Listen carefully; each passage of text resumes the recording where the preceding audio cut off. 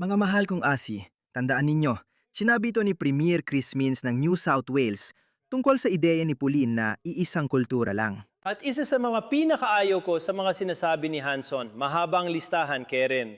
Pero isa sa mga talagang hindi ko gusto ay parang sinasabi niya na, kung sinusuportahan mo ang multikulturalismo, ibig sabihin ay pabor ka rin sa Sharia law. Maraming asawa para sa mga lalaki at mga gang na may mga itak. Parang kapag sinusuportahan mo ang multikulturalismo, kailangan pabor ka rin sa Sharia law. Kalokohan yan. Hindi yan ang pananaw o ang tunay na karanasan ng mga taong nakatira sa Sydney. Hindi, hindi yun ang ibig naming sabihin. Mahal namin ang Australia at ang mga demokratikong halaga nito. Pero iba ang pananaw namin sa multikulturalismo. Sa totoo lang, sinasabi natin, dahil sa bawat multikultural na lipunan na tinitingnan mo, makikita mo na may kasamang mga makaluma at primitibong kaugalian ang mga bagong dating na migrante. Dinadala nila ang kanilang mga lumang pagkakaibang pampulitika, mga hinanakit at mga nakakatakot na kaugalian tulad ng kulturang gumagamit ng patalim. Mas laganap ito sa mga Aprikanong pumapasok sa Australia, karamihan Sudanese at Somali. Hindi ako nag-eeksaherate dahil totoo ang datos. Tingnan mo. Tingnan mo itong datos. Ang mga kabataang Aprikano ay 2.6% lang ng populasyon ng Victoria. Oo, 2.6% lang, maliit. Sa totoo lang, hindi. Malaki pala, talaga. Diyos ko. Hindi nga dapat ganun karami. Pero, 50% ng lahat ng kabataang nakakulong sa youth detention, mga Aprikano sila. Kaya malinaw na dinadala nila ang kultura nila dito. Araw-araw at linggo-linggo may balitang Aprikano na pumatay o nanaksak ng kapwa gamit ang machete, martilyo o nagnanakaw. Ganito na sa Australia ngayon, na wala naman noon 10 taon ang nakalipas. Noong 2012, 4% lang ng lahat ng kabataang nasa kustodya ay mga Aprikano. Hindi yan ang totoong karanasan ng tao. Oo, sinabi niya yan kaya sinungaling siya. Walang bago dyan. Sabi niya, hindi natin pinaninindigan o tinatanggap ang marami asawa. Pero bakit wala siyang ginagawa sa kanyang estado? Kaya may mga wanted ads na ito. Ang mga Muslim, naging sobrang lantaran na at naglalagay na ng mga patalastas. Maraming asawa na kinikilala bilang mga lalaking Muslim sa New South Wales ay pumapasok sa hindi rehistradong pangalawang kasal sa pamamagitan ng mga seremonyang Islamiko na iniiwan ng mga babaeng mahina ang kalagayan na naabuso sa pinansyal at walang legal na proteksyon. Nakakita ako ng lalaking Muslim na may 2 babae. Kilala ko ang isang lalaking Muslim. Sa totoo lang, hanggang ngayon, may kilala akong lalaking Muslim. Meron siyang 2 asawa, parehong legal. Nagkakasal sila sa Islamikong paraan. Pero isa lang ang narehistro nilang asawa sa rehistro ng mga kapanganakan, kasal, at kamatayan. Ano ang ginagawa niya? Hindi namin tinatanggap yan. Hindi namin tinatanggap ang Sharia law. Ngayon, anong ginawa niya tungkol dito? Alam mo kung ano? Wala. Walang laman at walang saysay ang mga talumpati niya. Pakinggan mo pa ang isa niyang talumpati. Tingnan mo to, pakinggan mo to. Kumperensya, wala namang pakialam. Hindi mahalaga ang relihiyon nila. Magagaling silang Australiano. Oh. At kung mahal mo ang bansang ito, kung nirerespeto mo ang demokrasya, ang ating mga institusyon, ang ating kasaysayan, kung ipinagmamalaki mo ang ating mga koponan sa football, panalo man sila o matalo sa isang mahigpit na penalty shootout. Kung ikaw, tingnan mo, alam mo, sinusubukan niyo mamangka sa 2 ilog. Ipinakita ko lang sa'yo. Hindi nila ginagawa. Ipinakita ko lang sa'yo. Itong mga Muslim na ito, hindi nila ginagawa. Ano ang gagawin mo ngayon? Ano ang gagawin mo tungkol dyan? Wala. Wala siyang gagawin tungkol dyan. Dahil ulit, ang kanilang mga talumpati ay hungkag gaya ng kanilang mga bungo. Wala namang laman ang mga iyon. Hindi sila titigil hanggang masira ang bawat bansang kanluranin. At ngayon, Australia ang susunod. Matagal ko nang sinasabi sa mga Australiano na huwag isipin na immune ang Australia. Hindi ito ligtas. Huli man tayo, sasali pa rin tayo sa nakakatakot na party na ito. Isa ka sa amen. Hindi ka namin bibigin at hindi rin naming hahayaang siraan ka ng iba, lalo na ng gustong mamuno sa bansa. Yan mismo ang sinasabi niya. Napakatusong politiko. Yan mismo ang sinasabi niya. Kung hindi mo mahal o pinapahalaga ng bansa at mga pagpapahalaga natin, ide-deport ka namin.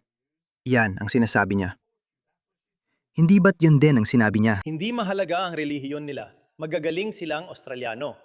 Kung mahal mo ang bansa natin, nirerespeto ang demokrasya, institusyon at kasaysayan, at ipinagmamalaki ang ating football teams, kahit panalo o talo, sa dikitang penalty shootout, kabilang ka sa amin.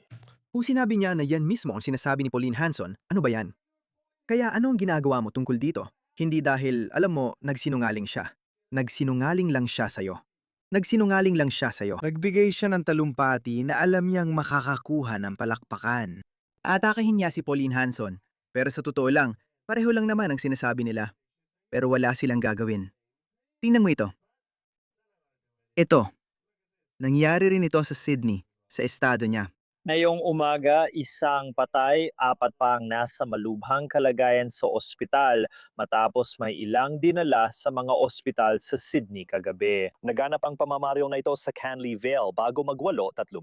Pero ang kakaiba, hindi tinawagan ang mga emergency services sa pinangyarihan ng pamamaril. Una nilang nalaman ito nang may 2 binatang lalaki na nagpunta sa Liverpool Hospital. Isa ay may mga tama ng bala na nagbanta sa kanyang buhay at hindi na nailigtas at namatay. Makalipas ang kaunting sandali, ang kanyang kaibigan ay nailigtas makalipas ang 10 minuto sa ibang ospital, sa Fairfield Hospital. 2 pang binatang lalaki ang dumating na critical ang kalagayan dahil sa mga tama ng bala na nagbanta sa kanilang buhay. At pagkatapos, mga 1 oras o higit pa, isa pang tao na binaril ang dumating sa ospital. Bigyan kita ng pahiwatig. Wala ni isa sa kanila ang Australiano. Isang 19 anyos na nasa maayos na lagay. Nagkaroon ng oras makatakas ang suspect dahil hindi agad tinawagan ng mga biktima ang pulisya sa pinangyarihan ng pamamaril. At ngayong umaga, ang sinumang responsabale ay hindi pa rin nahuhuli. Ngayong umaga, isa ang patay. Tingnan mo, ito ang Melbourne. Mahigit 20 taon na silang tumutulong sa mga pamilyang magpaalam. Ngayon, abo na lang ang mga sasakyan ng Euro Funeral Services matapos sunugin sa firebombing ang 2 karong patay at 1 limusin. Lahat kami ay labis na nalulungkot. Hindi namin maintindihan o mahanapan ng dahilan kung bakit nangyari ito. Nangyari ito matapos ang hating gabi. Wala talagang makakaintindi nito. Kahit ang mga kriminal, hindi rin nila maintindihan ito. Ang mga kriminal na ito ay sobrang tanga. Totoong tanga sila. Sobrang bobo nila kahit sila hindi nila maintindihan ang nangyari. May ilang aplikanong gang member na minsan pumapasok ng puwersahan sa maling bahay at sasabihin na lang, nandito na tayo, saksakin na lang natin itong tao. Hindi rin alam ng mga tao ang nangyayari. Sabi ng lalaki, hindi niya alam. At wala naman silang mga customer na may sama ng loob. Kaya hindi rin nila alam. Ayan, tumatakas sila gamit ang isang sasakyang pantakas. Na-videoing mga residente ang mga salarin habang mabilis na tumatakas sa Canterbury Road. Parang bamumut ito para sa akin. Dumating agad ang mga bumbero at napigilan ang pagkalat ng apoy sa mga katabing gusali. Lalong lumakas ang apoy dahil sa gasolina at petrochemical sa mga sasakyan. 3 sasakyan ang nawasak, kaya daan-daang $1,000 ang pinsala sa negosyong pampamilya. Tungkulin ng autoridad na yon, tukuyin kung bakit naging target ang kumpanyang eksperto sa serbisyong libing. Inilarawan ng may-ari sa 9 News ang pag-atake bilang walang saysay. Nagtataka talaga ako kung bakit. Di ko rin alam ang motibo. Wala namang reklamo ang mga pamilya sa loob ng maraming taon. Patuloy pa ring hinahanap ang mga responsabale ngayong gabi. Oo, patuloy silang hinahanap. Sinira at patuloy nilang sinisira ang Australia. Hindi sila huminto. Hindi naman ito ganoon kahirap. Sino mang may kriminal na record, sino mang may marahas na kriminal na record, ipad-deport sila pabalik sa mga bansang bulok na pinagmulan nila. Wala akong pakialam kung sino sila. Inilalagay ko ang sarili ko sa alanganin. Halagang inilalagay ko ang sarili ko sa panganib. Alam mo, pwede akong masangkot sa marahas na gawain at ma-deport sa Pakistan. Handa akong tanggapin ang panganib dahil alam kong hindi ako bibigay. Hindi ako lalabag sa batas kung nakaligtas na ako ng ganito. Kaya simulan niyo nang i-deport ang mga may krimen, lalo na marahas. Kung tumutol ang mga pamilya nila, i-deport din sila, gawin niyo na. Hindi pa rin natin masusolusyonan ang problema dahil ang mga taong ito, alam mo, ang mga kriminal na ito ay talagang mga kriminal lang. Talagang likas na silang ganun. Ganun na talaga ang pagkatao nila. Pwede na tayong magsimula maglinis. Tingnan mo ito. Hindi lang tayo sinasaksak, ginagahasa, pinapatay. Tuloy-tuloy pa rin ang mga regalo ng multikulturalismo. Tingnan mo sila. Niluloko nila ang NDIS system na ipinakilala rin ng gobyernong labor dahil iyon lang ang alam nila. Gustong-gusto nilang kunin ang pera mula sa mga masisipag na nagbabayad ng buwis at ipinamimigay lang ito sa iba. At sana gumana ito kung mataas ang tiwala ng mga tao sa Australia. Kung 79% ng populasyon ay puti, baka gumana ito. Tapos alam mo na, magkakaroon din tayo ng sarili nating mga kriminal na harapin. Dahil wala nang duda doon. Malinaw na, Mas maganda ang resulta sa homogeneous na lipunan. Pero kapag nagdala ka ng mga tao mula sa mga kultura ng ikatlong mundo na dala-dala ang sarili nilang mga gawi ng ikatlong mundo, tapos higit pa doon, talagang galit sila sa'yo. Sobrang tindi ng galit nila sa'yo. Dahil dito, mas namomotivate, tumatapang, at nadededikado silang nakawan ka. Panurin mo kung paano sila. Alam mo ba yung sinabi ni Trump tungkol sa mga sumali sa Minnesota? Nakapandaya sila ng $10 bilyong o higit pa. Maaring mas malaki pa. Ganito rin ang nangyayari sa Australia.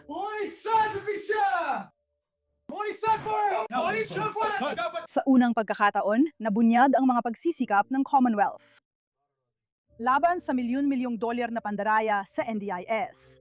Matapos ang higit 4 na taon at 12 ng operasyon ng federal na pulisya at ahensiyang pangkapansanan, nakuha ng pahayagang The Australian ang mga kuha ng dramatikong pagsalakay sa buong bansa.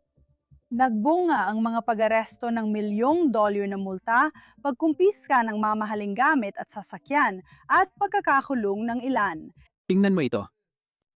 Isa na namang hindi Australiano. 17 tao na sa kabuuan ay nagresulta sa 60 taon sa likod ng rehas.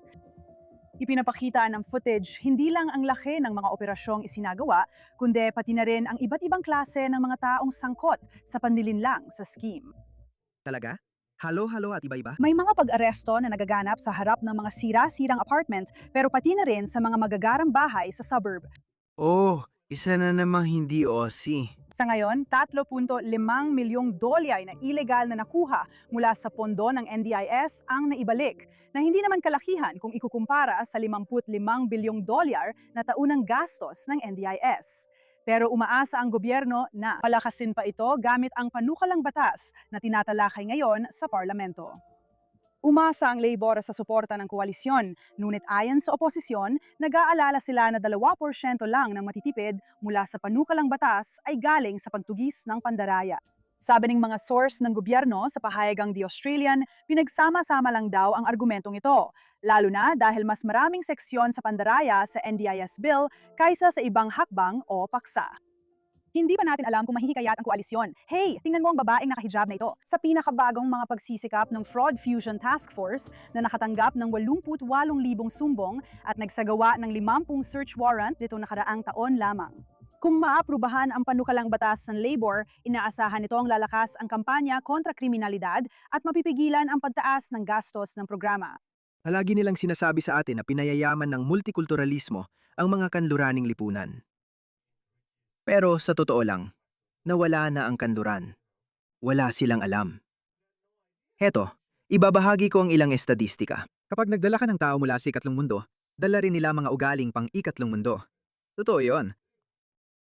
Minsan sinuwerte ka sa ilan tulad ko. Tunong pinansyal base sa nasyonalidad sa UK, England at Wales siguro. Oo, hindi. Sa UK. Congo, nasa pinakataas per 1,000 sa bawat 1,000. Taga-Congo, 445 halos kalahati sa kanila ay tumatanggap ng tulong pinansyal. Iraq, 434 Afghanistan. Tingnan mo ang mababang average ng mga taga-UK. Mga mahihirap na puti. Oh, nagawa mo na. May kapalit ang lahat.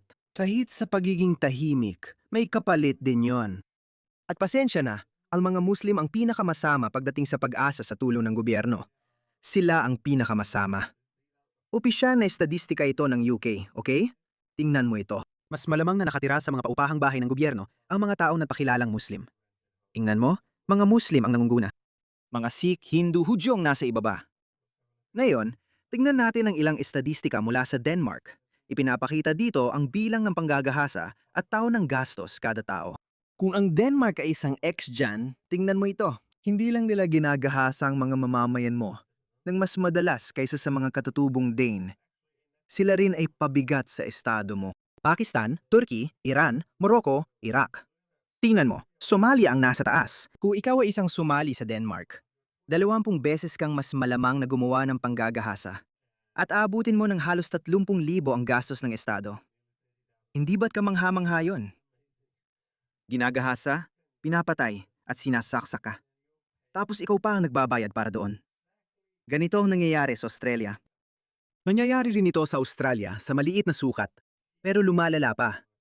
Patuloy nilang sinasabi, maganda ang multikulturalismo. Pinayayaman tayo ng pagkakaiba-iba. Pero hindi ito gumagana.